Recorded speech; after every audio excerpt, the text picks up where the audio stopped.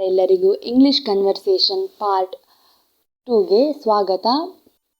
ಇದು ನಾನು ಏನು ಹೇಳ್ತೇವೆ ಅಂದರೆ, ನಾವು ಮಾತಾಡುವಾಗ ಏನೇ ಆಗಲಿ ಅದು ಒಳ್ಳೆಯದಕ್ಕೆ ಆಗ್ತದೆ, ಹಿಂದೆ ನಡೆದದೆಲ್ಲ ಒಳ್ಳೆಯದು, ಮುಂದೆ ನಡೆಯುವುದೆಲ್ಲ ಒಳ್ಳೆಯದು, ಇದನ್ನು ನಾವು ತುಂಬ ಯೂಸ್ ಮಾಡ್ತಿರ್ತೇವೆ. ಇದನ್ನು ನಾವು ಇಂಗ್ಲೀಷಲ್ಲಿ ಹೇಗೆ ಯೂಸ್ ಮಾಡೋದು ಅಂತ ಹೇಳಿ ನಾನಿವತ್ತು ಹೇಳಿಕೊಡ್ತೇನೆ.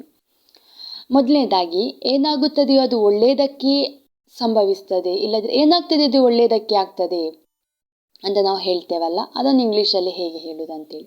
ಏನಾಗ್ತದೆಯೋ ಅದು ಒಳ್ಳೆಯದಕ್ಕೆ ಆಗ್ತದೆ. Whatever happens happens for good. ಇನ್ನೊಮ್ಮೆ, whatever happens happens for good. ಈಗ ಎರಡನೇದು, ಏನು ನಡೆಯುತ್ತೋ ಅದು ಒಳ್ಳೆಯದಕ್ಕೆ ಆಯಿತು ಬಿಡು ಹೇಳ್ತೇವೆ. ಇದು ಸಹ ಹಾಗೆ ಕಾಮನ್ ಆಗಿ ಹೇಳ್ತೇವೆ, ಏನು ನಡೀತು ಅದು ಒಳ್ಳೆಯದಕ್ಕೆ ಆಯಿತು. ಇದನ್ನು ಹೇಗೆ ಹೇಳುವುದಂದರೆ, whatever happen was good. whatever happened was good. ಇನ್ನೊಮ್ಮೆ, whatever happened was good. ಮತ್ತೆ ಮೂರನೇದು, ಇದು ನಡಿಲೇಬೇಕಿತ್ತು. ಇದನ್ನು ಹೇಗೆ ಹೇಳೋದು?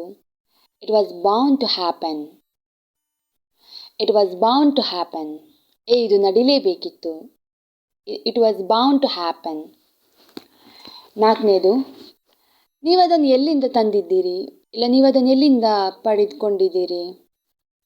Where did you get it from? Where did you get it from? ಇನ್ನು ಐದನೇದಾಗಿ, ನನ್ನ ಎಕ್ಸಾಮ್ಸ್ ಹತ್ತಿರದಲ್ಲಿದೆ, ನನ್ನ ಅಂತಿಮ ಪರೀಕ್ಷೆಗಳು ಹತ್ತಿರದಲ್ಲಿದೆ. ಇದನ್ನು ಹೇಗೆ ಹೇಳೋದು? My final exams are round to corner. My final exams are round to corner. ಗೊತ್ತಾಯ್ತಲ್ಲ?